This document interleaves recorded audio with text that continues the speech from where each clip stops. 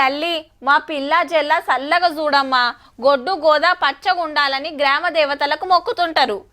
ఏడాదికో పారి జాతర చేస్తే బోనాలు ఎక్కిచ్చి ఒడి బియ్యం పోసి యాటలు కోసి సాక పెడుతుంటారు.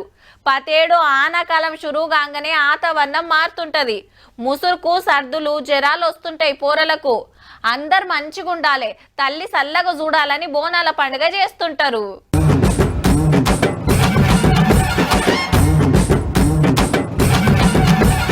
ఇంకో 2 వారాలైతే పట్నమంతా డిల్లెం పల్లెం మోతలే. మళ్ళా గుళ్ళకాడ సౌలతులు వేస్తానికి 20 కోట్లు శాంక్షన్ చేసింది సర్కారు.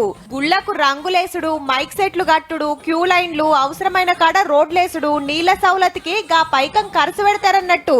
సిటీలా ఇదే పెద్ద పండుగాయే.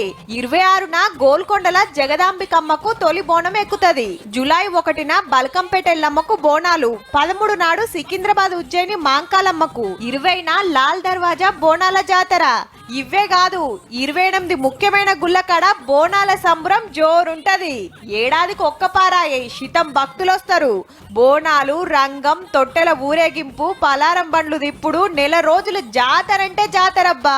ఇంత పెద్ద పండుగకు ఏడ ఏ తక్లీఫ్ రాకుండా చూసుకోవాలి కాబట్టి గవర్నమెంట్ 20 కోట్లు పంపుతాంది. ఏ గుడికి ఎంత అక్కరుంటే అంత ఖర్చు పెడతానికి.